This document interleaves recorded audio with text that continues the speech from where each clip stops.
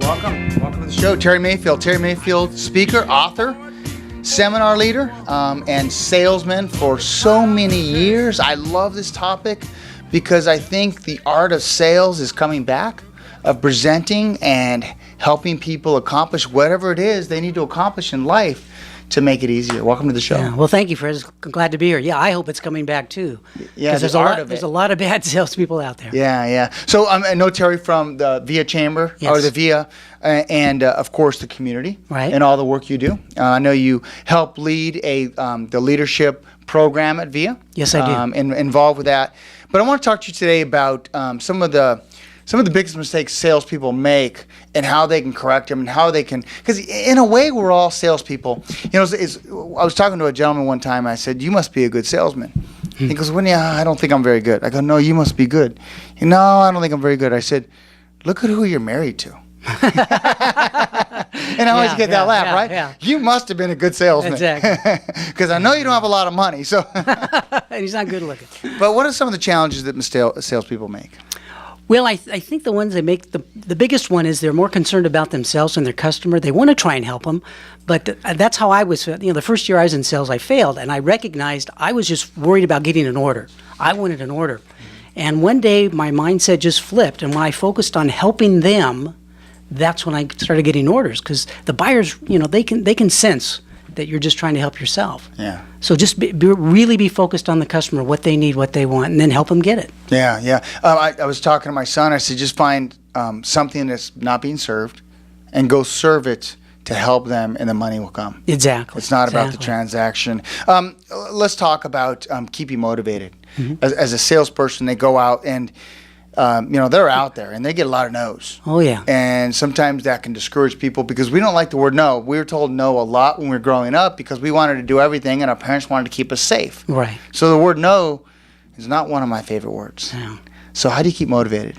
Well, it's interesting. I had one boss gave me a tip. He says, you're going to get a lot of rejection, and when you do, just go out, kick your tire, and go to the next call and smile. Yeah. And you just have to keep going. And I know that's what discourages a lot of people is all the rejection. But in my business, selling packaging, I know that I'm only going to sell about 1 in 50 that a cold call that I make. And knowing that there's at least one there, it keeps me going. Yeah. So I may have just gone through 49 that said no, but I know someone's going to eventually say yes. Well, one of the things that we talked about offline was the fact that every time you go see a prospect, you bring an idea that may or may not help them. Yeah. In whatever it is that they do. Exactly. Yeah. The beauty of that is that you've got a reason to be there. Before I would just show up and say, hey, I happen to be in the neighborhood, hoping you're going to place an order with me. It's all about me. As opposed to, I was just doing that this morning, I go and I show them, hey, here's something new designed to help your company. What do you think? Most of the time, it's really not applicable or they don't think much about it.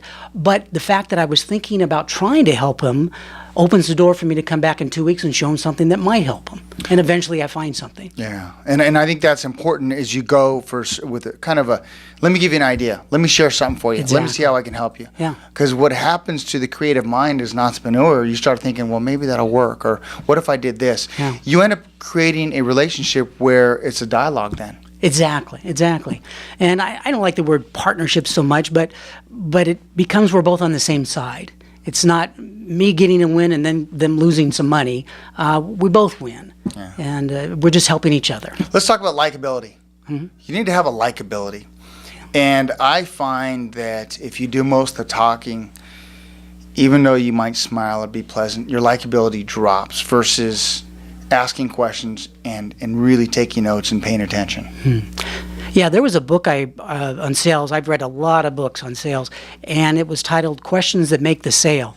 And the whole book was about you need to engage with questions, and what that does is that gets them to participate. If all I'm doing is just regurgitating all the things my company does, they're sitting there probably not listening to me. Mm-hmm. But if I keep asking questions, and my whole presentation is designed around questions, what do you think? Is that your application? If not, how would you use this?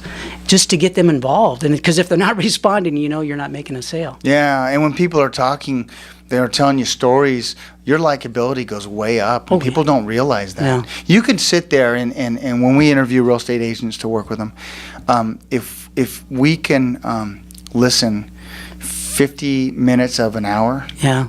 we've accomplished a lot because we got a lot of good information on how we can serve them. Yeah. Yeah. And we also determine on whether we want to do business with them. Yeah. Well, I've walked out of some sales calls and I thought, I did too much talking. Yeah. And you really do have to engage them. One of the best questions I like is the first question is, what's working right? What's working right? Yeah, what's working right in your yeah, business? Yeah. Because it gets them to... What's a positive? Yeah. What do you like asking when you come in and meet a new prospect? They're saying, hey, Terry, how's it going? Yeah. I only have 10 minutes. What's up? I said, well, you said, hey, I'm here today to find out about your company, introduce you to Landsberg and only what we do that would be of advantage to you. And where we go from there is up to you. Yeah. I'm not here to sell you anything. I just want to let you know what's available if you want to take advantage of it. Yeah, where we go from here is up to you. One of the lines I love to use, if you will, and it's kind of our belief, whether you use us or not in the mortgage lending process, we want to be your resource. Exactly. For any information. Yeah. Because then it puts down the walls. It says, look, you don't need to use us. That's okay. We'll give you advice, no cost. And if for some reason you decide to use us, we're more than delighted to help you out. Yeah. Going back to your original question, Fred, I think one of the things you said, what do bad salespeople do or mistakes they make?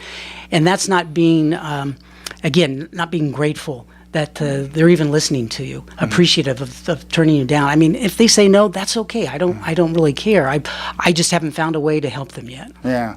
Sometimes when you get a no, you haven't asked the right question, and or they say it's one step closer to a yes. I prefer to look at it differently. But they responded to you. They had a conversation with you. They know you're there. Provide more value. Yeah. Figure out how to provide more value. One thing that frustrates me, Terry, is when you go into a sales call or you go meet somebody and you know who you're going to meet and you haven't looked on their website to see who they are and where they went to school and more about them. That's one of the biggest failures I see. Yeah. Well, and that's the thing. I have a way that I get to know them because you want to know them even deeper than just Facebook because everybody sees them on Facebook. But every Monday, Tuesday, Wednesday, I ask, so how was your weekend? Do anything special? Yeah. And most of the time they say nothing, but once in a while you find out something interesting. I had one woman said, I went to an Indian powwow down in Anaheim. I said, are you American Native? She said, yes. And I knew something about her that no one else at her company even knew about her. Yeah. And on Thursday, Friday, I'd say, hey, any plans for the coming weekend?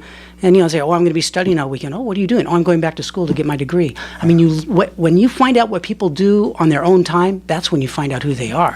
How do you remember? So you go on a sales call. How do you personally remember? Do you take notes? Do you write it in your phone? Tell me about how do you remember the details about somebody other than your own possible great memory? Well, I have a route book with all their cards, all their addresses that I carry with me in my car every day, and some things like anniversaries or kids or things that are permanent, I write them down. But other things, I just try to remember what happened 2 weeks ago. I went into a guy the other day and I said, "Oh, how are you feeling? Last time I was here, you had a cold," and he perked up. "Oh, you remembered?" I just remembering what happened 2 weeks ago. Yeah, that's it. One thing that we only have about 30 seconds. Your thoughts on Facebook? Actually, I don't use it as much as I should, and I should be learning more. I love it, and I love it because you find out what people are all about. Yeah. You find out what makes them tick. You find out what their passions are. Exactly, what they do on their own time. Yeah, what they do on their own time or what they're passionate about. And sometimes they'll highlight their products, which is really great. Terry, I know that you're just a wonderful resource. I know on the via community, if you will, Valley Industry Association. Those who want to reach out to you, get some tips, or take this gentleman for a cup of coffee. And if you're in sales or if you're looking to sell somebody like a friend and get to know people and be more likable, Terry will really help you on how to approach people so that you're comfortable with it.